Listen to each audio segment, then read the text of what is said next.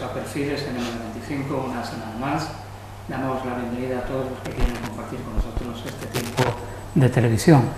Hoy prometemos que el monotema en España en los últimos días, en los últimos meses, como es ese proceso de independización de Cataluña, que ya hoy se ha consumado, aunque no tenga valor jurídico, pero bueno, ha habido una declaración unilateral de independencia, tendremos que hacer alguna mención porque es la actualidad del día. Pero al margen de ello, no se trata del objetivo de este programa de abundar sobre este asunto. De entrada voy a presentar a los invitados de hoy. Me acompañan José Manuel Bermudo, tertuliano habitual, aunque ya hacía 2 semanas que no venía. José Manuel, bienvenido. Bien hallado. Me ha puesto falta, ¿no? Te he puesto falta, pero justificada. Bien. Sabes que eso es menos que la falta injustificada, lógicamente. En la semana pasada es que estuviste de feria, ¿no? No, que de feria. Mis ferias particulares son otras, ¿no? No, asuntos que hacer, pero nada. Hace tiempo que no pienso una feria, ¿eh? Pero es por saturación. Quiero decir, cuando ya llegas a un momento que las has pisado todas, pues ya te gusta menos el bullicio. Bueno, habitualmente en este programa, aparte de los tertulianos, en este caso tertuliano habitual, pues es tan solo José Manuel Bermudo, acostumbramos a traer a alguna persona que es como el invitado o la invitada especial sobre la que tratamos más en profundidad. Pues hoy, para que aquí no haya miseria de ningún tipo, tenemos dos invitados especiales. Ana María Matalara, que es escritora e historiadora. Ana María. Hola, Paco.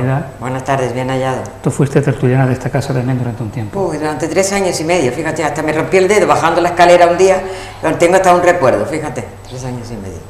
Genial. Pues bienvenida de nuevo. De acuerdo, gracias. Y el segundo invitado fue, hasta hace muy poco, primera autoridad municipal. José Bernal Gutiérrez, o como yo he dicho en alguna ocasión, el alcalde Pepe. En Marbella tenemos el cura Pepe y también tenemos el alcalde Pepe. Pepe, buenas tardes o buenas noches, bienvenido. Bueno, muchas gracias, Paco, a ti, a Ana, por compartir este programa conmigo y a José Manuel por compartir diálogo y debate en este programa y fuera del programa, que de vez en cuando también en algunos sitios extraordinarios nos echamos alguna que otra charla, ¿verdad? Sí, no sé yo, Pepe, si hay que darte la enhorabuena y felicitarte por tu nuevo cargo o eso significa mucho más trabajo, que indudablemente será mucho más trabajo como presidente provincial del Partido Socialista Obrero Español. Bueno, yo digo que más que cargos son cargas, pero bueno, yo la felicitación la acepto sobre todo porque es un cargo que me han nombrado mis propios compañeros. Además, en el Partido Socialista la presidencia suele ser un puesto con una gran carga de carácter, yo no diría de honorífico, pero sí de referencia. Y eso quiere decir que los compañeros y las compañeras pues me quieren y quieren que esté ahí. El nuevo secretario general provincial pues ha contado conmigo para que sea su hombre de confianza, y eso es bueno en tanto en cuanto, aunque hay que trabajar un poco más, pues uno siempre se siente querido en su casa, y luego lo repetí, eso es muy satisfactorio. Bueno, yo he iniciado el programa haciendo alusión a la actualidad del día, un acontecimiento que, al margen de que tenga validez jurídica o no la tenga, sin duda marca un acontecimiento histórico, como es la declaración de independencia de un territorio español de manera unilateral y al margen de cualquier presupuesto legal. Pues para quitarnos este asunto del medio, digamos, yo querría contar con la opinión de cada uno de vosotros brevemente sobre este acontecimiento que es la actualidad de hoy. A mí me parece lamentable lo que está ocurriendo, realmente. Por una parte te entristece, por otra parte te aplana, porque ya llevamos mucho tiempo dándole vueltas al mismo asunto. Por otra parte te crispa un poco, ¿no? Yo viendo las imágenes de la declaración de independencia y viendo todo lo contento que estaban y dándose abrazos, me estaba diciendo, bueno, es que la teoría gobeliana de que una mentira 1000 veces repetida se convierte en una verdad, ellos se lo han llegado a creer, ¿no? Se lo han llegado a creer y bueno, todo es un puro fraude, hay que decirlo así, desde que se convocó el referéndum, con esos plenos absolutamente fraudulentos, desde el propio referéndum, con gente que votaba 4 o 5 veces y en el colegio que quería. Todo ha sido un puro fraude y se lo creen y pretenden que se lo crean los demás, ¿no? Y hay mucha gente que son soberanistas y que también se lo han creído, que son porque yo creo que se lo creen menos los que han hecho la operación, ¿no? Que saben de qué va. Sí. Pero los que le siguen, como decía Unamuno, ¿no? El peor no era Caín, sino los cainitas, los que le siguen son los que realmente están convencidos. Yo sé, vamos, estoy convencido también de que no va a llegar a ninguna parte lo de la independencia, pero ¿cómo se arregla la fractura social? ¿Cómo se arregla la división en Cataluña? ¿Cómo se le cambia la mentalidad a esos niños que han estado absolutamente bombardeados por mentiras, por una historia falsa? Esas peleas que se han visto estos días en la universidad, de estudiantes que no querían ir a la huelga, que querían estudiar y eran impedidos por los demás, por compañeros de aulas que entraran. Todo eso, ¿cómo se le da la vuelta atrás? Es muy difícil, ¿eh? Esa fractura puede que tarde alguna que otra generación en solventarse, si es que se solventan. Yo no estoy muy optimista, pero es la pura verdad, ¿no? Estoy de acuerdo con José Manuel prácticamente casi todo. Es una situación lamentable que hayamos llegado hasta aquí y que no haya podido servir ninguna de las ocasiones que han tenido o que ha tenido en este caso el señor Puigdemont, que ha sido quien ha llevado hasta hoy a la voz cantante. Ayer parece que se retiró él de la primera fila y le dejó él. Yo ya no sé si se lo dejó al Parlamento para evitar males mayores de tipo personal o simplemente para hacerlo de otra forma más oficial, dijéramos. Lo cierto es que una vez más los catalanes, es decir, los independentistas catalanes muestran una cara de su, no sé cómo llamarte, de su parte sentimental, que no le lleva a ningún sitio y que la historia ha demostrado que no puede ser factible, que no hay nada, y mucho menos de la manera como estos lo han intentado, haciendo una cantidad de ilegalidades una detrás de otra que parece que estaban jugando, no parecían gente preparada y gente con una disposición buena para por lo menos que tuviera una parte o al menos legal en el Parlamento.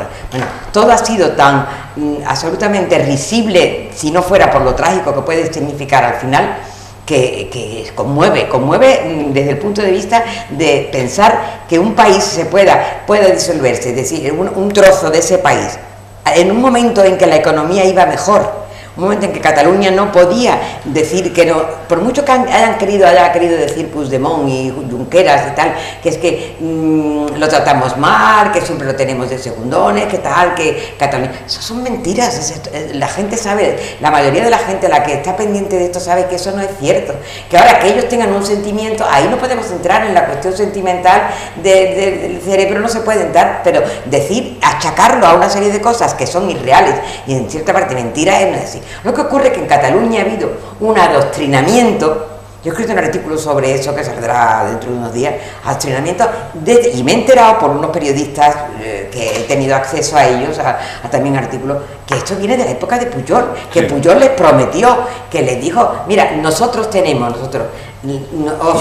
a vosotros os abonamos, es decir, los gastos que tengáis de la Sociedad Escuela Catalana, se llamaba, Asociación de Escuela Catalana Cristiana, abonamos esto y vosotros entre todos construimos este país a nuestra manera, y le han dado mangancha para decir que el catalán tiene que ser obligatorio, que la mayoría de los niños, mientras que la burguesía catalana, la alta y la media, que es alta también en Cataluña, llevaba a sus niños, mientras que estaba obligando a hablar en catalán como lengua prioritaria y casi única en los colegios, llevaba a sus niños a los colegios, al colegio alemán, al francés, al liceo francés y al colegio inglés. No hay derecho a esas cosas. Entonces se crea hay un germen de diferenciación con el resto de España. Los españoles son los malos, los catalanes somos los buenos, nuestro idioma es el único, que ha dado lugar a estas cosas que de verdad son tristes.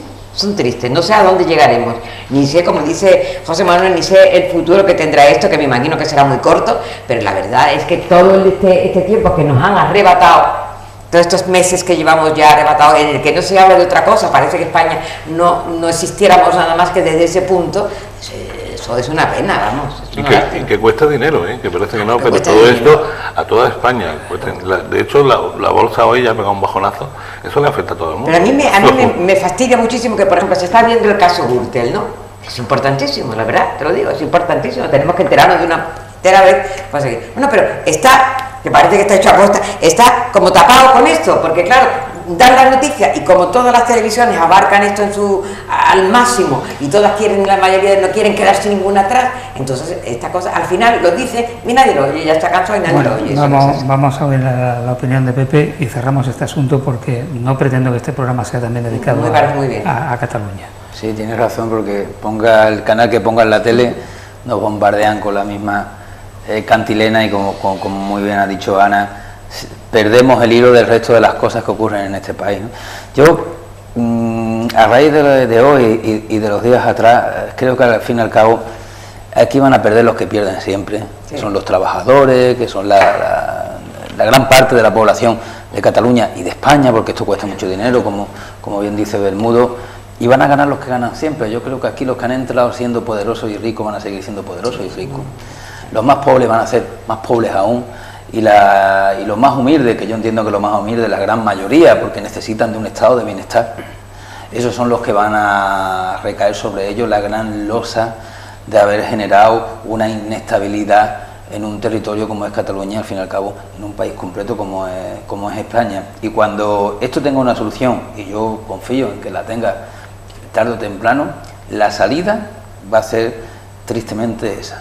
Los más pobres van a ser más pobres, los más enriquecidos van a seguir siendo los ricos, y los más humildes son los que se van a llevar el palo gordo, porque cuando se intenta castigar un territorio, no se castiga a esos que hoy hemos visto en el teatro público, en todas las televisiones internacionales, van a terminar castigando a aquellos que están en lista de espera en los hospitales, a niños que no tienen colegio en las mejores condiciones posibles, a mayores que no le van a llegar la pensión, a dependientes que no se le puede hacer una evaluación, no le va a llegar dinero, y al fin y al cabo yo creo que esos son los que verdaderamente componen un país, porque son los que lo hacen posible, los que todas las mañanas se levantan para trabajarlo y no para mal dirigirlo, como los que hoy han decidido una independencia que, como decía Paco, no sabemos si eso se contempla o no se contempla la ley, pero la ley sí contempla el que eso se tenga que atajar. Claro. Y una constitución y yo soy el primero que está pidiendo que se tiene que revisar, al final nos vamos a encontrar con artículos que creíamos que nunca en la vida se iban a tener que poner en práctica, y uno de ellos, lo estamos hablando antes de comenzar el programa, pues vamos a ver cómo se pone en funcionamiento, porque son esos artículos de la Constitución y de algunas leyes, y de esto sabe Paco, que se contemplan en los documentos para nunca llevarlos a cabo. Pues mira, nos vamos a encontrar con la sin razón de algunos que nos van a obligar a tener que llevar a cabo. Por eso son artículos tan poco perfilados y con la ausencia de un desarrollo posterior. No hay un desarrollo que diga cómo hay que aplicarlo. Pero bueno, estamos viviendo pues un momento histórico, indudablemente, e intentaremos pues seguir reflejándolo. Pero por hoy en este programa lo dejamos, porque a mí ahora me gustaría saber cómo eran los niños Ana María y el niño Pepito. ¿Te llamaron Pepito alguna vez? Sí, Pepito, Pepillo, Pepito, Pepito, incluso. Tú eres un niño de una familia humilde, ¿no? Bueno, sí, de una familia trabajadora. Yo creo que como el 99% de la gente de Marbella. Tus padres trabajaban y los niños estudiaban a jugar. Era un niño feliz, como creo que casi todos los niños de Marbella. Tuvimos mucha suerte en tocarnos en un espacio, en un territorio, en una ciudad con muchas bondades y con muy buena gente. En la calle... ¿qué San calle? Francisco. Calle San Francisco. Un poquito más arriba de la tuya. Sí, de la calle Peral. Te vas en medio, pilla la calle ancha. Sí. Nos dividía la calle ancha, Paco. Sí, bueno... nos separaba la calle ancha. ¿Quiénes eran tus padres? Mi padre es Salvador Bernal, de la familia de Marbella, de toda la vida, mi abuelo, mi bisabuelo, primeros panaderos que había aquí, después de aquella ley que permitían que las panaderías que tenían todas estas cosas las aprendió después, siendo historiador. Claro. Las panaderías, el pan solamente se podía hacer en Monda, por eso hay muchos Bernal por ahí. Bernal es un apellido típico de la zona de Monda, de Coín, y mucho antes de la guerra, pues cuando permitieron que en todos los sitios pudieran hacer esos más trenes de pan y tal, pues bueno, pues de ahí viene mi familia. Tenían una panadería, un horno de pan en la Plaza África, y mi padre nació y se crió en la Calle Nueva, ¿no? Las historias que ellos me cuentan, yo no las he vivido. Y bueno, y de vengo por parte de mi padre y por parte de mi madre. Mi madre nació en un lugar que se llama el Cerro del Espartal, que es donde está ahora mismo el helipuerto, y es un poquito más arriba de la colonia del Ángel.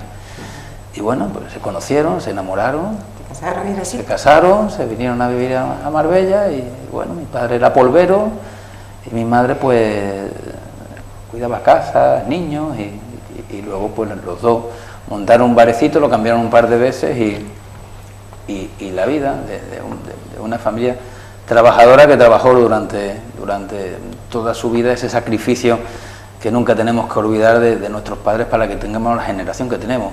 Nosotros, yo muchas veces lo digo, somos la generación mejor preparada de este país, porque la generación anterior fue la generación que más se esforzó porque esta generación tuviera lugar.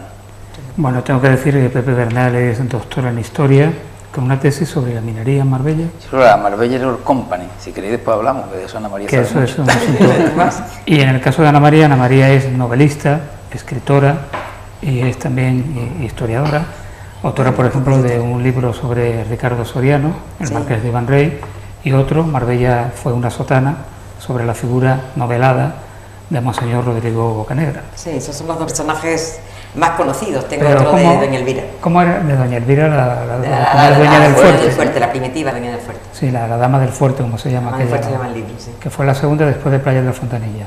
Que fue la segunda, exactamente. Después Playa de la Fontanilla fue una especie de catarsis de mi vida, aunque no soy yo la protagonista, ni Dios lo quisiera, no lo pretendí nunca, pero en el fondo uno escribe de lo que sabe. Y entonces era la época intenté plasmar la época en que el nacionalcatolicismo lo impregnaba todo y nuestra educación lo más importante era seguir las normas que a los maestros le habían inculcado y ellos nos lo inculcaban a nosotros. Y entonces, sobre todo lo que intenté plasmar fue así de claro, la represión sexual llevada a extremos tan grande como la generación a la que pertenezco yo, no vosotros, o no tú al menos, que tú eres muchísimo más joven, a la que pertenezco, a esa generación, nos esquilmaron una parte poniéndonos rezos, novenas y cosas por el estilo. Y lo digo claramente, y en ese libro pues se llega a... Ese fue el primero. Después, cuando me despojé de ese, vino los libros. Después escribiste Luz de Memoria, sí, y Marbella Ciudad Abierta. Marbella Ciudad Abierta, luego Ricardo Soriano y después don Rodrigo, que hasta el momento, quitando el que publiqué el año pasado, que era una recopilación de los artículos, de cerca de 2000 artículos, que empecé a escribir artículos antes que libros, pues y tengo uno. Si me lo preguntas ya te lo digo, tengo uno casi en la imprenta, estoy terminando de corregir, uno que me parece que, no sé, es que os miro y os veo jóvenes para esto, pero yo sí lo viví al lado de mi madre, de una señora que vino aquí en los años, vino un poco antes que Ricardo Soriano, quiere decir que vino en el año 46, 48, algo así. Marbella, fíjate qué curioso, una señora que vino aquí alemana y que nosotros solo supimos que compró una casa con una herencia por la parte de los Monteros enfrente hacia arriba, es decir, lo que es la montaña de la parte de Monteros, María Claro, por ahí, compró y se puso a vivir allí y venía a Marbella en bicicleta con pantalones cortos, una señora, vamos, al principio no era tan señora, tan mayor, pero a nosotros nos parece tan rara. Y supimos luego, supe yo por mi madre, porque como los periódicos dan para mucho en ese sentido, pues que ella vino aquí buscando la tierra del que fue su amor, porque ella era una enfermera alemana y había participado de voluntaria en los campos de concentración del sur de Francia, a Gilles-sur-Mer, fíjate, uno de ellos, Burdeos, por ahí, donde los republicanos huyeron y se encontraron allí, lo metieron en esos campos, unos se murieron, otros no, y uno de ellos que murió tuberculoso, por cierto, uno de Marbella, de aquí, ella lo cuidaba, ella lo tuvo hasta el final, murió allí, se enamoraron y entonces él le inculcó tanto la zona esta, Marbella, el mar, la historia, que cuando ella recibe una herencia inesperada, cogió su vida aquí a vivir, y como eso yo lo he vivido porque ella se lo ha contado a mi madre y yo estaba allí, lo oía perfectamente. Pues lo conoces de primera La mano. Mujer que llegó del frío, creo que se llamará, porque llegó del frío. Pero nos interesa saber cómo era la niña Ana María Mata en en aquella Marbella de los años 40. Los años 40 no, espérate un poquito. Los años 50. Sí, por favor, los años 40 no, que yo no sé. Te he puesto una década más. Por favor, Paco, déjame respirar. Mira, pero bueno, los años 50 sí te lo digo rápido, somos niños de posguerra todavía. En los años 50 pues era un niño, como ha dicho Pepe, aunque él ya es más moderno y tenía más comodidades, muchachos, más comodidades que nosotros. Nosotros éramos los niños de la calle, nosotros jugábamos en la calle al rayo, o la rayuela que le han dicho luego, al rayo, a pilla, al pegar en las casas, en las puertas de las casas y salir corriendo, jugábamos todo. Y nuestros padres trabajaban mientras tanto en lo que podían. Mi padre tuvo un estanco, porque era hijo de viuda, se quedó huérfano los 4. Y del estanco, poco a poco, a través de préstamos y de un hombre que tiene una gasolina moré y de muchos esfuerzos, pero muchos esfuerzos para pagar al centimillo el préstamo y tal, consiguió traer un tebeo y consiguió traer el Coyote y consiguió traer los libros de Marcial Lafuente. Y poco a poco su ilusión era la librería que había ido una vez a Málaga en su vida, una vez al médico, la vio y quería poner, pero no lo tuvo hasta mucho más tiempo. Entonces nosotros lo único que hicimos era ver cómo trabajaban, o sea, mi generación, ver cómo trabajaban nuestros padres, esforzándose mucho. Mi padre era representante de productos, porque no daba bastante ni entonces ni ahora, de productos comerciales, el salchichón, el chocolate, el azafrán, y lo compaginaba con la librería. Estaba mi madre con la librería papelería, se vendía más entonces papelería que librería, y poco a poco, cuando trajo el primer libro de la colección austral y trajo a Pío Baroja, que siempre me lo decía mi padre, porque él era autodidacta pero era inteligentísimo y le gustaba, lloró de la emoción, fíjate, cuando le mandaron el primer libro, serio como él decía, por lo demás eran de amores, el Coyote, ¿cómo se llama esto?, del oeste. Pero cuando le trajeron el primero de Pío Baroja, que pudo conseguirlo, lloró de alegría. Y nosotros éramos niños productos de aquel esfuerzo tan grande, que a nosotros ya nos dieron un bachillerato, a nosotros ya estaba el colegio de monjas, después pudimos ir a estudiar algunos a Málaga, en fin. Ahora, felices indiscutiblemente, porque cuando no se conoce más que una parcela y esa parcela está en la parte afectiva cubierta, uno no tiene por qué decir que no es feliz. A mí no me hacía falta ninguna maravilla, ni ningún glamour, ni ninguna gunila, ni nadie para ser feliz entonces. A mí me llamó la atención, yo recuerdo de la infancia, como entonces, es curioso, ahora que tenemos tantas infraestructuras y que hemos progresado tanto, entonces los niños salían a la calle a jugar y eran su espacio, era su vida tranquila, porque los padres no tenían que preocuparse de nada, excepto en algún caso que ocurriera algún accidente. Y esa forma de salir de la casa y prácticamente tenías el campo en la puerta, ¿no? Sí. Eso daba calidad de vida entonces, ¿no, Ana María? Claro que lo daba. Ahora tienes que llevar a los niños al parque, José Manuel, a un parque concreto. Tienes que llevar a los niños a esto para que vean algo, pero a los niños en la calle pues pocos sitios se pueden dejar, porque no hay, porque claro, el mundo ha cambiado, la vida ha cambiado, los coches lo cogen todo y no es lo mismo con nuestras infancias, indiscutiblemente. Pues esa pregunta, si me permites, por enlazar, se la traslado a Pepe, en el sentido de que él, que está en política y que ha sido alcalde, que muchas veces se ha perdido ese sentido del bienestar al margen de la especulación y de la utilización de dinero para todo. Hay cosas mucho más sencillas, pero se imponen otras, ¿no? Sí, la especulación se ha impuesto a muchas cosas que daban una cierta calidad de vida, ¿no? Bueno, se adaptan a los tiempos y el concepto de la calidad de vida es diferenciada.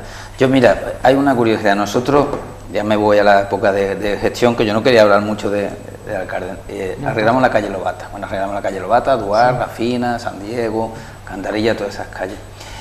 Y yo quería hacer una cosa que finalmente no la terminamos haciendo. Y yo quería, una noche, conseguir que los vecinos de la calle Lobata salieran con la silla.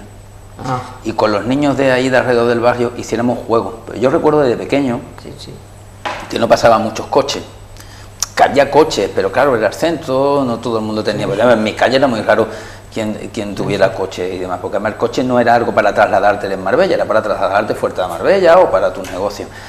Yo recuerdo que por las noches que no había televisión o que terminaba a determinadas horas, principalmente las mujeres, los hombres iban a los bares, una cuestión cultural, no estoy haciendo ningún tipo de distinción machista, pues sacaban las sillas a la calle y se veía la calle Lobata, que a mí siempre me ha encantado porque es larguísima y te pongas donde te sitúes, la ves completa de esas pocas calles que tiene, y se vean todas las sillas puestas con todas las mujeres fuera hablando, que se echaban ante un cubito de agua para refrescar la calle, y después los niños pues correteábamos por ahí, nos metíamos en los corralones, salíamos para afuera, jugábamos a lo que jugaban los niños, a los policías ladrones, a los de pilla, te metías en la casa de yo qué sé, de mi abuela, que tenía allí higo, porque tenía higuera en todos los patios, porque bueno, es que la higuera de la casa de mi abuela era la higuera y el cuarto de baño, las dos cosas, claro.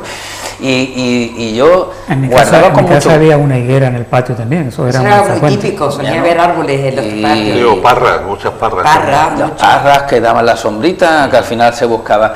Y yo quería haber hecho eso, pero bueno, también el día a día te lo come todo y al final la calle la inauguramos, pero no terminamos porque claro, cuando se arregla una calle no ves esa parte que tú has planteado, ya lo que vas viendo es que se produzcan negocios, porque los negocios generan economía, la economía genera puestos de trabajo, salario, Pepe, en el debate de la moción de censura hubo dos pasajes de tu disertación.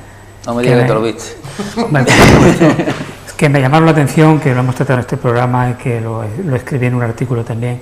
Uno es cuando tú recordabas la figura de tu padre y decías que tuvo el orgullo de verte siendo alcalde de la ciudad, porque eras hijo de un hombre que era analfabeto, que no sabía leer ni escribir. Sí. Entonces eso indudablemente era una satisfacción para él y para ti también de ser una persona hecha a sí mismo, ¿no?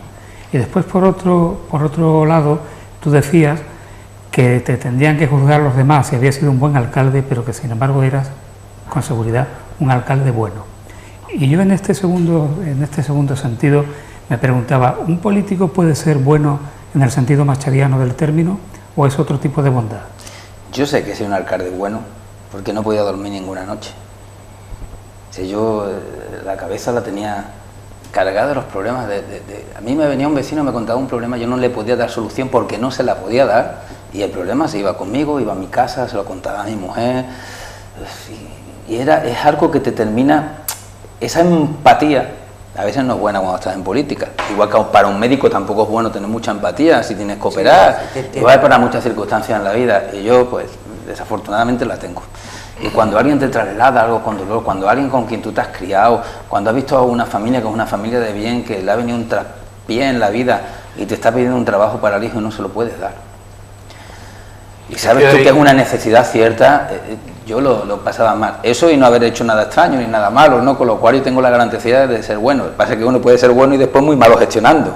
Por eso la gestión la tienen que juzgar a otro. Pero la bondad... En la población hay una percepción, en este pueblo por lo menos, yo creo que mucho, ¿no?, de que el ayuntamiento está ahí para dar trabajo a la gente y el ayuntamiento lo que está es para crear situaciones en las que se creen trabajos, ¿no? Pero sí es verdad que, y eso ha ocurrido con mucha gente, ¿no?, que depende de quién esté de alcalde, este me va a dar mi trabajo, y parece que es una oficina de empleo, y no se puede dar trabajo así como así, pero eso le ha pasado a todo el mundo, ¿no? Claro que ha habido algún alcalde que a todo el que llegaba y le daba cabezazo. Claro, y eso se queda en la cultura. A mí, compañeros de otros lugares de España me decían que ese tipo de acciones, cuidado, legitimadas en el momento en que ocurrió en un tiempo y la gente tiene que pedir para que se solvente un problema, ¿no? No se daba, y es cierto que nosotros gastamos esa cultura, pero de la primera parte de mi padre Paco, que es verdad, mi padre no sabía ni escribir ni leer, pobre hombre, pero vamos, ni escribir ni leer, aparte de toda la herencia, la herencia de instrucción que le ha dejado a mi hermano y a mí, tremendo, sabía que los niños teníamos que estudiar, que teníamos que estar preparados, y además lo que quisiéramos. Yo me acuerdo que me iba a la universidad y la gente me decía, tienes que ser abogado, tienes que hacerlo, y yo decía, a mí me gusta la historia, y mi padre me decía, tú estudia lo que tú quieras, pero estudia. Yo quiero que mi hijo estudie.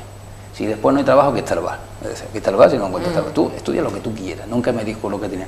Mi padre era tremendamente culto. En otro ámbito. Mi padre iba al mercado y sabía lo que era una lubina, no sé el nombre de todos los pescados, o iba al campo y se sabía el nombre de todas las plantas, o se sabía si algo ya iba a caducar o no iba a caducar. Tenía unos conocimientos tremendos de obra, porque habías trabajado en la construcción, de polvero, que eso es una gran cultura que yo, por ejemplo, no tengo. Yo es que me ponen la carne ya es que no distingo ninguno, me ponen en un restaurante un pescado y me dicen que es bacalao, o ese bacalao puede ser una lisa que cogen en el puerto deportivo que me lo trago tremendamente, ¿no? Y eso también es aprender y tener ganas de aprender. Y ellos aprendían de lo que le enseñaba el entorno. Él es una persona que nació en plena guerra civil. Mi padre nació en marzo del 37.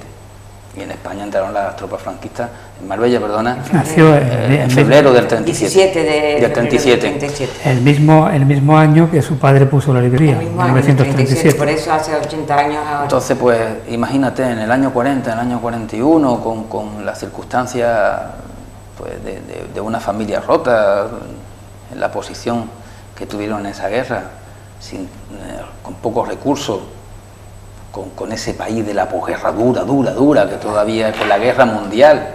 Sí, se mezclaban muchas cosas.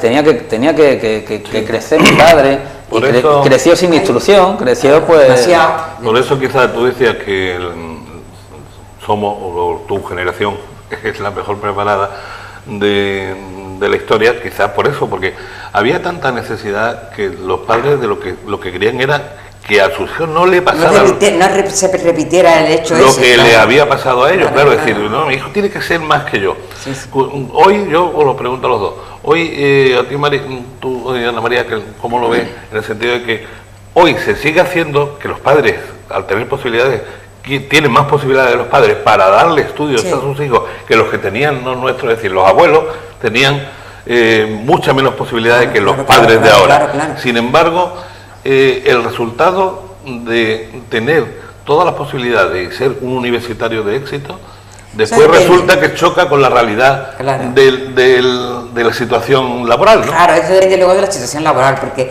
tú puedes tener unos hijos, que en mi caso, y lo digo con una sonrisa de oreja a oreja, unos hijos, 4 hijos, los cuales son todos universitarios, pero voluntariamente universitarios, quiero decir que ellos lo eligieron con la carrera que han querido hacer cada uno. Uno tiene 2, es antropólogo y es periodista, trabaja en Estepona, y la mayor también tiene otras 2, se han querido, pero han sido niños que hemos tenido una suerte brutal. Imagino que algo habremos hecho, por lo menos le habremos apoyado, ya que ya es mucho. Pero es verdad que, por ejemplo, mi hijo es arquitecto, mi hijo el mayor, que es compañero tuyo de periódico, mi hijo es arquitecto, pero ha pasado unos años muy malos de crisis, y el pobre mío pues tuvo que estudiar con todo lo difícil que es arquitectura, la física difícil, que es uno de los lugares del mundo donde la arquitectura es más difícil, teóricamente hablo, y sin embargo después se encontró con que llegó aquí a Marbella, tuvo unos añitos buenos, unos poquitos, y de pronto el bajón. Y la mujer también es arquitecto, con lo cual imagínate lo que significa eso. Ya el asunto laboral no tiene mucho que ver luego con la intención ni de los padres ni de los propios hijos, a veces ya no tiene nada que ver, porque tú te tienes que limitar, como dices, los tiempos cambian y tienes que aceptar el medio en el que te desarrolla, en el que te va a desarrollar, y si te coge un medio malo, pues mala suerte, Claro porque que no ahora tiene- se está levantando la cosa un poco, ¿verdad? Está bastante levantada, vamos, ahora afortunadamente mi hijo tiene trabajo en Benalmádena, tiene trabajo aquí, su mujer también está haciendo algunas casitas y estamos felices, pero todo lo que sea referente a la construcción en su muy variada forma ha sido un bajón que para qué. No, pero ocurren muchas cosas quizás que hay antes terminar la universidad pues era una garantía Sí, por de supuesto. éxito, ¿no? Ahora no. Hoy no, hoy ves no. universitario, yo conozco un químico que está de camionero. Hombre, y yo una que bióloga tengo- que está de camarera. Yo también, Y vas viendo esas Vas viendo cosas eso, claro. que no te garantizan. Hay muchos universitarios, están muy bien preparados y en algunos casos se los lleva a Alemania, Y tú como sabes, los ingenieros,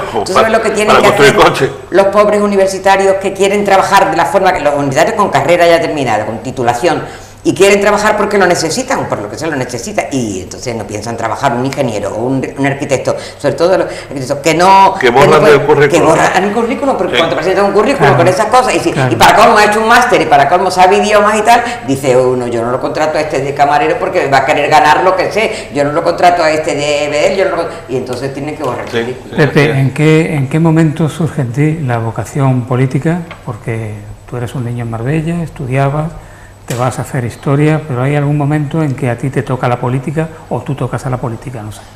Bueno, yo creo que todo está relacionado con Marbella. O sea, yo estudié historia porque yo tenía... mi padre tenía un barecito estrechito, largo, con una sola mesa, para que los más mayores tomaran allí el café, una sola mesa, y enfrente tenía los pisos de los maestros. Entonces, pues, yo he visto, aunque soy joven, yo decía, aunque soy relativamente joven, no, yo soy un joven. Y yo recuerdo de que muchas personas mayores de mi barrio tenían que mandarle cartas a los hijos al servicio militar y los maestros le escribían las cartas en esa mesa. Eso lo he visto yo. Y esa mesa para mí también era un poco el centro del mundo. me venía la gente mayor, me contaba historias de Marbella, hace mucho tiempo, de antes de la guerra. Yo tengo muchas anécdotas. Cuando Fernando Álvarez hizo el libro de las cofradías, yo consultaba con ellos, les contaba a algunos santos que se procesionaban, Cristos que se... Jesús, ¿no? Cristo ya, Jesús que se procesionaban, vírgenes y tal, porque me lo habían contado la gente mayor de antes de la guerra, que habían sucedido, me lo contaban. Entonces, esa identidad con Marbella, todas esas historias que me hacía, el amor por la historia, que a su vez iba también relacionado por el amor por la política y por los hechos. Y luego son momentos que te encuentras, que esto son caminos que lo mismo te posibilitan una salida y por ahí crece, que lo mismo coge otra vía. Yo tuve la suerte, y yo lo he dicho públicamente, de encontrarme con Andrés Cuevas, alguien que era senador en aquel entonces. A mí me gustaba un poco la política, y me atendió, habló conmigo, me ilusionó, me entusiasmó, un grupo de amigos empezamos a hacer cositas, vimos ahí una salida de las inquietudes, porque a veces hay que canalizar las inquietudes de los más jóvenes. Claro. Bueno, otros amigos ya no están metidos en el ámbito de la política y otros siguen conmigo y bueno, y coges esa vía, también un compromiso social y Yo recuerdo una no te etapa... levantes. Yo creo que eso no es... Es igual que ser cura, Paco. Yo no creo que alguien se levante queriendo ser cura. Yo creo que al final aparece la vocación, ¿no? Con esto de la política también. Tuviste una etapa de articulista de periódico en la edición de La Opinión de Málaga, con la compartía con tu hijo columna. Y que era la Playa del Cable. Con Andrés, que es periodista hoy. Con él ¿Era Playa del Cable o...? Se llamaba el cable de la mina. El cable de la mina, eso. El cable recién de la mina. abierto La Opinión de Málaga en el año 99. Como se dice coloquialmente, dabais caña en esa columna. Sí, bastante. Bueno, éramos jóvenes, éramos casi todos, éramos muy jóvenes, éramos universitarios, sin remuneración. Hasta yo, que era compañero de página también, era joven, bueno, entonces ha pasado tiempo. Pero Paco, recuerdo que Paco tenía una página y nosotros era un fardón, no era ninguna columna, un fardoncito, y Paco tenía una página en condiciones. Bueno, quiero decir que esa etapa también te sirvió a ti un poco para tomar conciencia de la realidad de la ciudad en aquel momento. Sí, era un momento muy difícil, muy complicado, con cosas que ocurríamos, algunos éramos muy contestatarios, pero claro, el boom económico hacía que no se viera los pies de barro de la corrupción de lo que en aquel momento se estaba haciendo en Marbella, y nosotros desde esa columna pues criticábamos, denunciábamos, de vez en cuando teníamos algún que otro desliz y hablábamos de la cultura, pero principalmente era una columna contestataria de un grupo, que éramos 4 o 5, que cada semana escribíamos uno, luego comenzamos a escribir todos los días, pero bueno, escribíamos una vez a la semana, y lo que al final te agradeces con el tiempo, como a ti te pasa también, Bermudo, es que algunos aún recuerdan esas columnas. Yo fui a una reunión en San Pedro de Alcántara, en una asociación de vecinos, y había una columna mía colgada allí, para sacarme los colores, ¿sabes? Si mira, esto es lo que decías tú en el 99, en el año 2000, estaba hablando de San Pedro, y decía, vaya hemeroteca que tienen aquí cuando he atacado. Ten en cuenta que la persona que escribe una columna periodística o hace un comentario en radio está expuesto, se desnuda, no se oculta, no hacen como mucha gente en las redes sociales, que el anonimato es muy atrevido, ¿no? Sino que el que escribe en un periódico con su nombre y apellido... Eso es muy fácil hoy día. Pues claro... Hoy es muy fácil, bajo el anonimato es muy fácil, decir barbaridades, decir de todo. Bueno, y a la niña Ana María, que bueno, de entrada se enamora, se casa con un abogado, que era un buen partido, Sin embargo, tú quieres, adelantándote un poco a tu tiempo, estudiar y dedicarte a escribir. Yo estudio magisterio por mis causas normales, porque mi padre también era, como ha dicho Pepe, mi padre era estudiar, era la obsesión de esa generación a la que tu padre y la mía pueden formar parte, y yo estudié magisterio cuando me correspondía, yéndome a Málaga, yéndome interna y tal, y estudié magisterio. Y me casé y se acabó el magisterio, porque entonces, ¿cómo ibas a pedir? Mi suegro se muere. ¿Cómo ibas a pedir un destino que te puede tocar en aquel entonces? ¿Cómo ibas a hacer unas oposiciones, ganar una plaza en Sevilla, en un pueblo de Sevilla? ¿Qué haces? y tu marido aquí solo, abandonado, por Dios, eso era un crimen. Entonces no podía ser, lo dejé, empecé a tener hijos, y cuando ya tenía mis 4 hijos y estaban en el colegio y venían comidos ya, entonces dije, como se formó aquella cosa de poder entrar, que yo por cierto no lo hice y me alegré mucho de poder entrar en tercero, se podía entrar haciendo 2 asignaturas, era una especie de curso puente, se llamaba un curso puente, eran pero 5 yo fui muy asignaturas. inteligente para estar más tiempo allí, ¿sabes? Dije, yo voy a empezar en primero y no me meto en tercero, porque a mí me ha gustado siempre horriblemente la universidad. Mi gran frustración es no formar parte del profesorado universitario. Si yo hubiera estudiado en mis tiempos, lo hubiera intentado. Esa es mi frustración. Entonces lo hice, y claro, iba a Málaga un día sí y otro no, te echas una amiga, te buscas los apuntes, etcétera, etcétera, etcétera, y termina. Y fue, aparte del nacimiento de mis hijos, mi época más feliz. Pero claro, escribir, eso tú tú estabas predestinada, en primer lugar, eso me salía desde chica. porque tú eres una niña que tenías amistad con Edgar Neville, nada menos. Sí, ¿te das cuenta?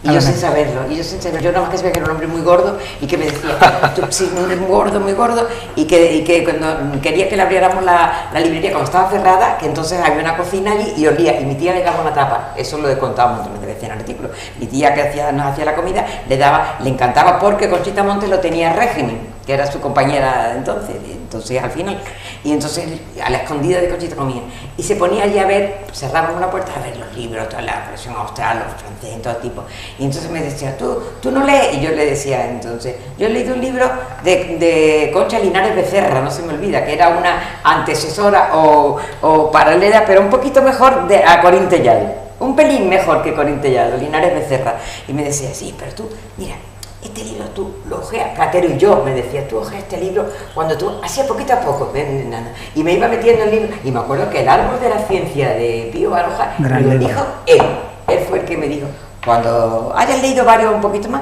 te lees este libro que te va a gustar, fíjate, y ese el libro de la ciencia tiene una, entre comillas, filosofía existencial fuerte, pues me lo dijo él, pero claro, esas influencias van llegando, eso es tontería. Jean Cocteau, por ejemplo, pues me dijo a mí, yo hablaba francés porque don José Rivera me había enseñado a hablar francés, y él me dijo, esta revista, ¿ves esta revista? Lo cogió allí, Jean Cocteau, con su camisa de flores, no se me olvidará, y me dice, ¿ves esta revista que hay aquí en el Paris Match? Dice, bueno, a ti a lo mejor te gusta más esta, Elle, que es femenina, dice, esta revista todas las semanas te la lees, y cuando venga, yo iba a llevarle el periódico a la Maroma, que estaba enfrente, si le llevaba el periódico me daba caramelo, y decía, cuando venga, te voy a preguntar si lo has leído, a ver si lo sabes, y esas cosas, después, claro, si entonces, a lo mejor si lo hubiera sabido que era tan importante, Príncipe de las Letras, en Francia y todas esas cosas, pues, filósofo, cineasta, dramaturgo, me hubiera cohibido, pero como no, lo hacía natural. Con el tiempo me di cuenta de lo mucho que, así como no aprendí nada de Di Stéfano, eso lo hubiera dejado a vosotros, y sin embargo lo tenía que soportar allí todos los martes del verano, porque llegaba allí a comprar el periódico y la gente se arremolinaba, nos rompió una vitrina para Di Stéfano y Santa María, que es lo que venían, pero de esto sí. Bueno, tú llegas a la alcaldía con idea a priori pues de estar los 4 años, pero como tú mismo has dicho, en la política cabe todo. Como cabe todo, pues 2 años después dejas de ser alcalde, pero te vas a presentar una vez más. Sí. La próxima vez es la última. Eso pretendo, eso quiero. Vamos, estoy seguro que va a ser así. Sí, bueno, yo creo que también hay que marcar los tiempos. Y yo creo que pasa por intentar implementar un proyecto que yo había planteado en 8 años, porque al fin y al cabo uno también es parte del proyecto, y igual que los proyectos largos se queman, las personas dentro de los proyectos también se queman, y yo entiendo, yo hasta limitaría los mandatos a 2 mandatos, a 8 años, y en este caso me voy a volver a presentar. Creo que en esos 4 años se puede desarrollar lo que no solamente soy yo, somos un equipo, creemos que necesita Marbella. Y luego dejar que esto continúe. Es como los árboles, hay que cortarle de vez en cuando algunas que otras ramas para que siga creciendo para arriba y demás, porque si no, eso desgasta personalmente mucho, y también desgasta el elemento que tú, en este caso, mordeas, si es la gestión de la alcaldía o prácticamente lo que sea, y los cambios de aire son buenos y necesarios para que el partido crezca, para que la gente también pueda crecer y vea sus oportunidades, y para que las ciudades no se personalicen, que eso es muy malo. Una cosa es que en la ciudad haya riesgo de todos los que han pasado gestionándola, y otra cosa es que las ciudades se identifiquen con una persona, y eso yo no creo que sea buena. No hay ninguna ciudad que por el que haya pensado una persona durante mucho tiempo que al final no le haya terminado haciendo daño, ¿eh? Por muy buena voluntad que haya tenido quien la haya. Pero en política se aprende a no tropezar dos veces en la misma piedra o se vuelve a caer. Quiero decir, las circunstancias que te pueden llevar a la alcaldía, depende todo de los votos, evidentemente, serían distintas, porque después de lo que ha ocurrido con algunos grupos, no sé yo si te atreverías otra vez a confiar de determinadas personas. Eso por un lado. Y por otro, volviendo a lo de ser un alcalde bueno, es decir, ser una buena persona siendo alcalde, a veces no se tiene un poco de miedo a ejercer el poder, no sea que se vaya a enfadar a alguien. Para que funcionen las cosas muchas veces hay que imponerse, hay que tomar determinaciones que el ciudadano cree que eso es coraje y determinación. Bueno, nosotros lo hemos tomado. No digo, en algunos aspectos que tú pienses ahora que se pueden mejorar si en caso de que volvieras a... La hemos tomado, pero no por tomarla tienes que hacer aspamiento, ni tienes que hacer significación de tomas cosas que a lo mejor son un cambio contundente, bastante abrupto con lo que hubiera hasta el momento. Algunos lo hemos tomado y lo hemos llevado con naturalidad, y hacer las cosas bien, ser bueno, si es que a veces es ser educado. A mí en el ayuntamiento, yo voy a decir aquí para que era muy feo, pero como estamos en un debate que parece que estamos aquí en una mesa camilla y con el... No hace frío, pero me parece que estamos tomando aquí un café tranquilamente. Pero bueno, a mí en el ayuntamiento había trabajadores que se quedaban sorprendidos porque los saludaba, le preguntaba cómo le iba la vida y esas cosas, o les sonreías cuando te entregaban un documento, porque no todo el mundo, y no estoy acusando a un partido en concreto, ni el anterior, ni a lo que pueda venir, no todo el mundo actúa de la misma manera.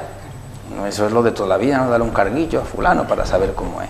Y yo creo que en un ámbito en el que tú necesitas la colaboración de otras personas, el ser gentil te va a permitir el que se aumente esa colaboración. Si la gente está a gusto trabajando, el resultado siempre va a ser mucho mejor.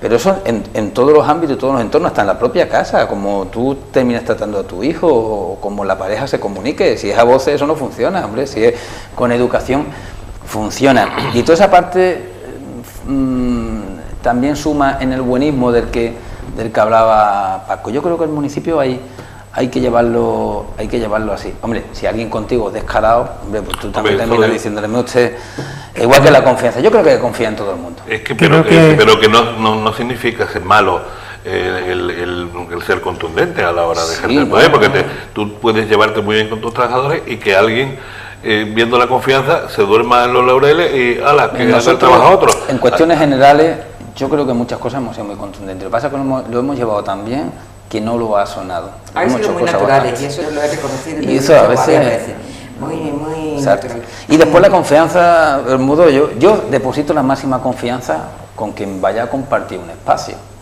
laboral, un espacio de gestión. Yo siempre, porque es que eso es como cuando tú te vas a casar con tu mujer o con tu marido. Si tú partes desde la desconfianza, eso no va a terminar bien. Tú tienes que partir con la confianza. Y ya después te dirán, mala pareja te buscaste. Y bueno, vale. Pero que ocurra, ¿no? Que ocurra, y oye, y ya después me terminarán diciendo, pero nosotros a lo que nos comprometimos lo hemos cumplido. Hombre, si se diera la posibilidad en un futuro, para mí va a ser muy complicado compartir el gobierno con aquellos que entiendo que en lo personal y no en lo político, que cabe todo, no se han portado bien conmigo. Es que eso fue a mí que me... Bueno, tú dijiste también que la política, o sea, el periodo que has estado de alcalde, te ha proporcionado amigos que tú no pensabas que lo eran. Sí, bueno, porque nosotros nos dejamos guiar mucho todos por las apariencias o por lo que cuando te definen a una persona hasta que tú no la conoces, no sabes cómo es. Y, hombre, y también por la apariencia, pero en positivo o en negativo. Tú pensabas que alguien era genial, era una buena persona, una persona cercana, una persona abierta, que atendía, y no lo era así, o que era un gran gestor y después te diste cuenta que era un caso de carne con ojo, como se suele decir. y viceversa, algunos que podían tener fama o que simplemente por estas cosas de la relación muy de antropología, ¿no? Del primer contacto, tú eres que tú consciente piensas que va a chocar y luego te has dado cuenta que es una persona necesaria, e incluso donde pueden surgir una amistad que hoy las mantengo, que si no llegaba a ser de alcalde no la hubiera, nunca en la vida lo hubiera tenido. Y esa es la parte que yo me he enriquecido. Que la audiencia es muy sagaz, y cuando tú hablas de gestores que han sido trozos de carne con ojo, se puede muy mal interpretar eso. Se puede identificar con personas. No, pero bueno, no le pongas nombre y apellido, pero generaliza. No, pero no me refiero en todos los ámbitos, no solamente eso, el cacho de carne con ojo. Me refiero a que hay personas que tú piensas que pueden gestionar muy bien y luego te das cuenta que no, que todo es fachada, o que te lo han vendido así, oye, o mira, o que simplemente da la casualidad que lo que yo quería que desarrollara no estaba capacitado para ello, pero tenía unas capacidades extraordinarias para el resto de las cosas, o que yo a lo mejor soy extremadamente exigente para determinadas cuestiones, pero y al revés multiplicado.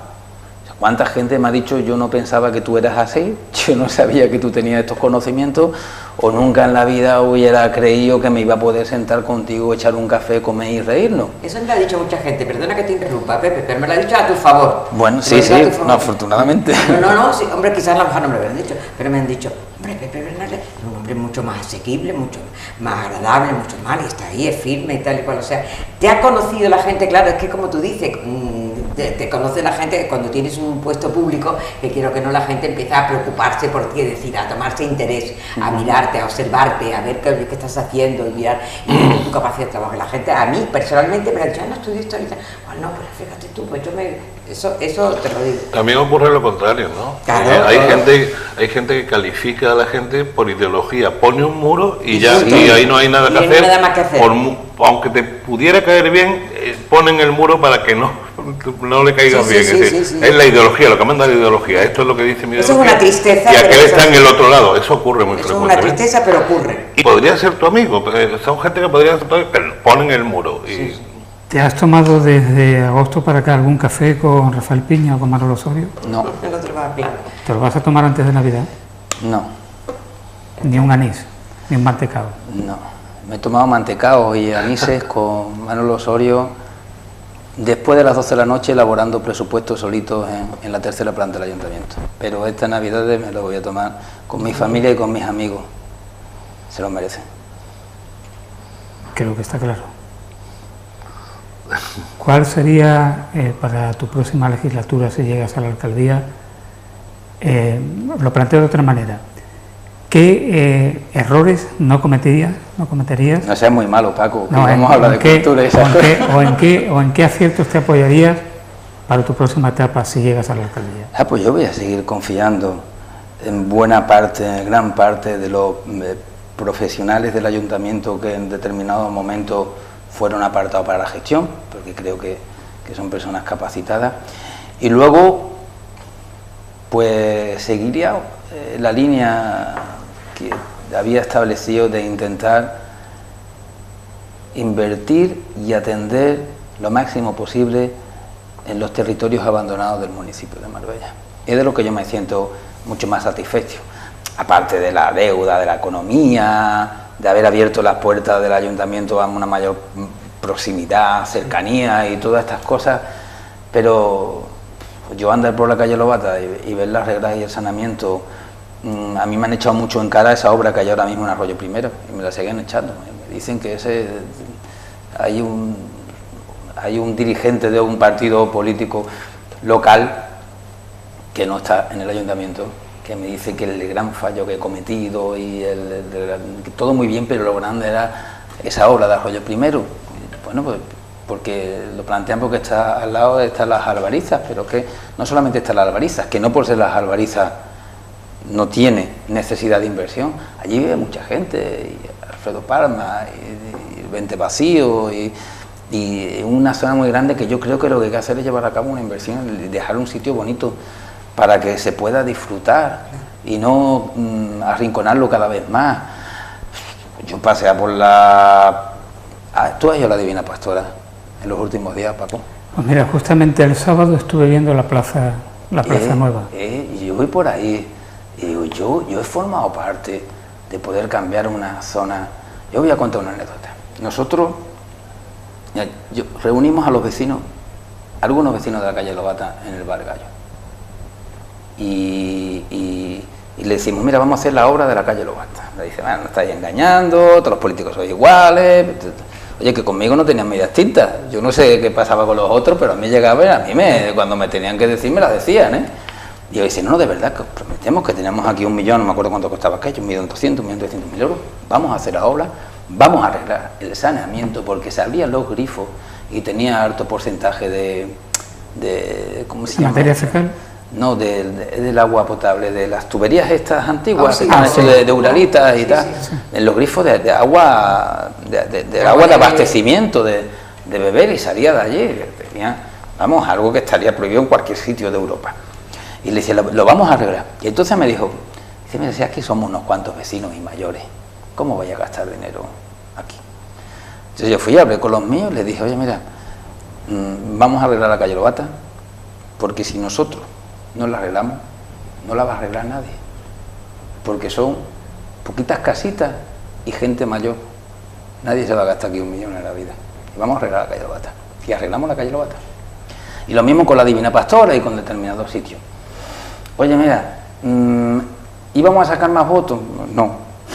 Quizás es más interesante arreglar otros sitios con mucho más gente, más vistosos. Pero al fin y al cabo, a veces se está en política para eso, para hacer esas cosas. Y es de las anécdotas bonitas. También la Plaza Manuel de Falla fue exactamente igual. Llegamos allí y nos dijeron, nos han vendido el proyecto un montón de veces, no vengáis a engañarnos otra vez. Yo iba pasando por el sitio y yo, aquí qué ha ocurrido, que cada vez que vengo me echan una bronca. Y la arreglamos, y allí hicieron las pistas de petanca, y los mayorcetes además bastante agradecidos con las obras, y nos decían, pues es verdad, al final la habéis hecho. Un pipicán que había allí que la cambiamos 4 o 5 veces y al final no lo pusimos, porque donde lo pusiéramos molestaba a alguien y decía, bueno, pues lo quitamos, ¿no? Hablando de cultura, la gestión en cultura ha sido muy mala, ibas a decir. Bueno, no lo iba a decir de esa manera, pero vale, ya lo has dicho tú, que eres persona autorizada para ello. Bueno, la gestión en cultura ha tenido, estoy muy malo, lo he dicho de broma, ha tenido otro enfoque, se ha planteado otro enfoque desde la delegación. En parte podíamos compartir algunas cosas, otras cosas no las podíamos compartir, pero entraba dentro de un pacto de gobierno en determinadas áreas, entendíamos que caía en personas que a priori pues la conocían, ¿no? Y poco más puedo decir. Algunas cosas pues me parece que se habían hecho bien, otras cosas no se han hecho bien. Lo cual no quiere decir que si a lo mejor desde el ámbito mío, pues desde alcaldía, yo siempre decía que si era alcalde, cultura la iba a llevar directamente la alcaldía. Eso es uno de esos compromisos electorales que se incumple, yo lo incumplí, porque al final cultura lo llevó otro concejal.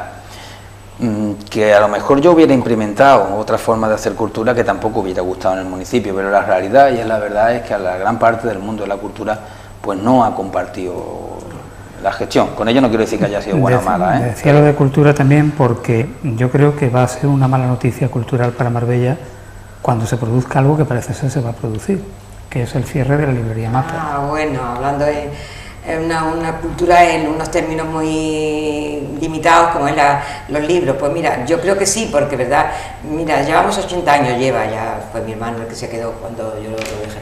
80 años de existencia como librería. Ya te digo, mi madre antes tenía el estanco, la papelería, y claro, durante muchísimos años, pudieron ser 20 o así más, estuvimos solos. Entonces claro, que una ciudad como Marbella, es que eso es triste, no pueda albergar un número de librerías, entendiendo que las grandes superficies ocupan hoy la mayor parte de la cuestión de los comercios. No puede albergar una librería de una categoría como esa en el sentido, no humano, por lo menos de tradición. Fíjate, es triste, es lógico, porque toda la vida en el mismo sitio, porque los 80 años son en esa casa ya. Antes el estanco lo tuvo en otro sitio, en la calle Ancha, haciendo esquina con la calle del Peral. Pero la vida es así, y entonces lo que hemos comentado fuera de las cámaras, que el mundo hoy día está destinado a lo digital, el mundo hoy día se conduce por otros caminos, y entonces el libro, el pobre, está quedando como una reliquia. el libro de papel, me refiero, está quedando como una especie de reliquia. Entonces, claro, de las reliquias no se viven, ¿sabes? No se puede vivir, se puede tener como un placer, como un gusto, pero no se puede vivir. Entonces, hay más remedios que llevar. Aparte que parece como que hay un alejamiento del libro, aparte del tema digital, hay asociaciones benéficas aquí a las que tú le llevas libros y los ponen en la puerta para que la gente que quiera lo recoja. Es decir, es el valor que mucha gente le da al libro, ¿no? Bueno, pero eso es una constante en el país. Ya. Es una No, yo me refiero al país. Pero sí te da un punto de nostalgia que yo recuerde, la librería de Papelería Mata es el negocio, pequeño negocio más antiguo de Marbella. 80 años no hay ninguno que lleve... Siempre ha estado ahí, desde que todos nosotros y hasta nuestros padres... Hombre, Matita, que era como nos decían a nosotros, a mi padre, que era muy bajito, muy pequeñito, muy así, decían, Matita, fíjate, yo cuando quiero que me identifiquen en algún sitio, y de dónde eres o quién eres, tal y cual, ni digo Ana María Mata, ni digo Reque, ni digo nada, digo, la hija de Matita, inmediatamente, ya no tengo ningún problema, ¿entiendes? Claro, eso... Entonces a mí me da una pena impresión, porque pienso que mi padre, hombre, si mi padre lo viviera era porque había vivido estos años y había visto la dirección en que ha tomado la vida, en que ha tomado la cultura, en que ha tomado las cosas, ¿no?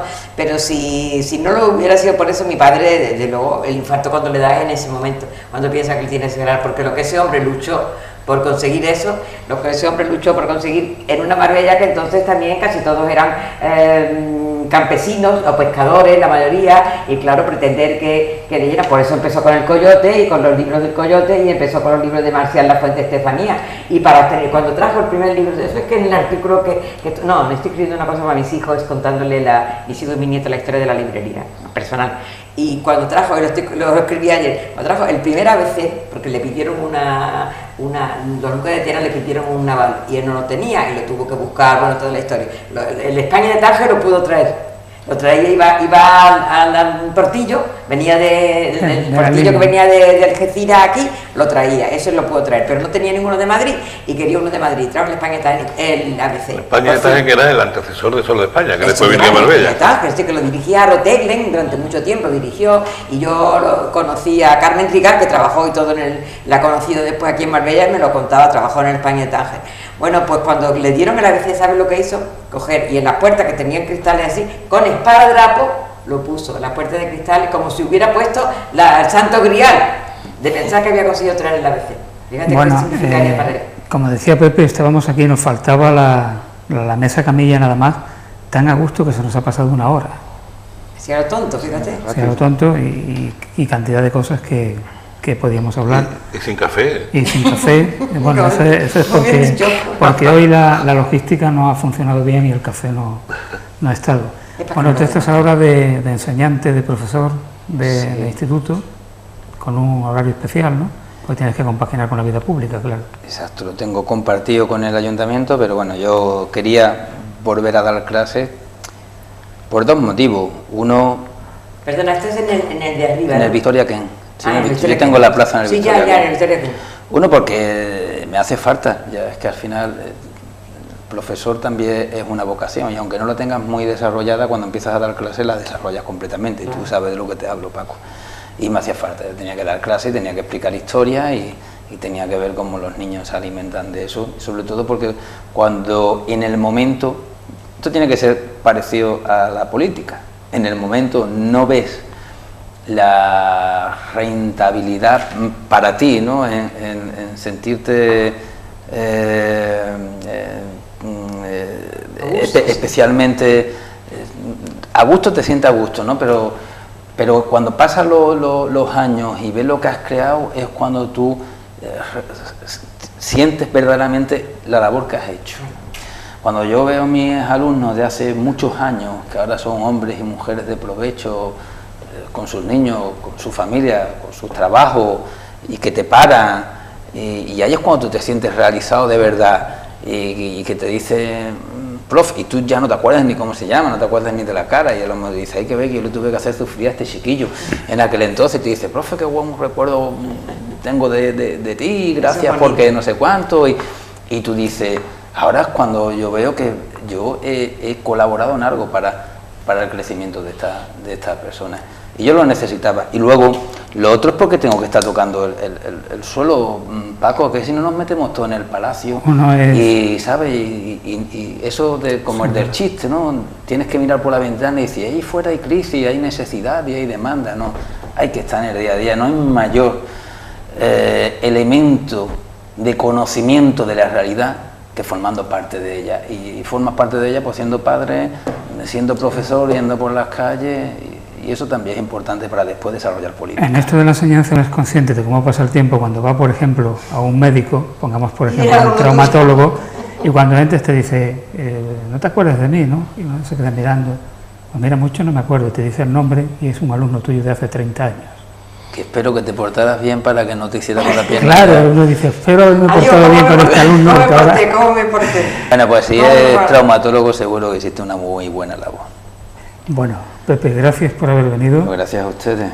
Quiero agradecer también a tu inseparable jefa de prensa, Sonia, sí, siempre colaborando y con la que aquí de testigo. Todos los medios contamos para poder acceder a ti, aunque en este caso fue una llamada directa. Bueno, sí, yo creía que me iba a llamar para algo de historia, yo siempre he habido, pero era para el bueno, programa de televisión. hemos hablado de todo un poco, espero que no sea la última vez que vengas. No, cada vez que queráis. De vez en cuando te invitaremos. Ana María Mata, gracias también a venir.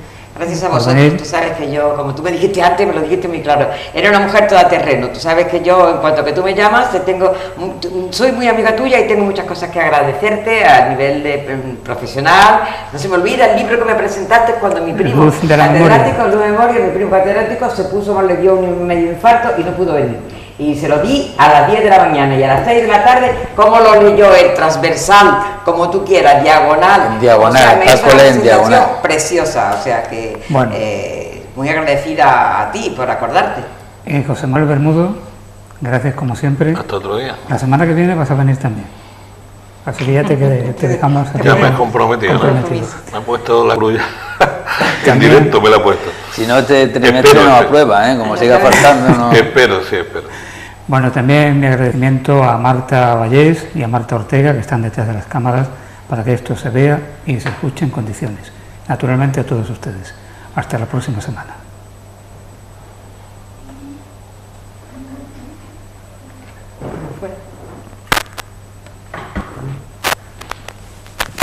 Sí, yo creo que sí.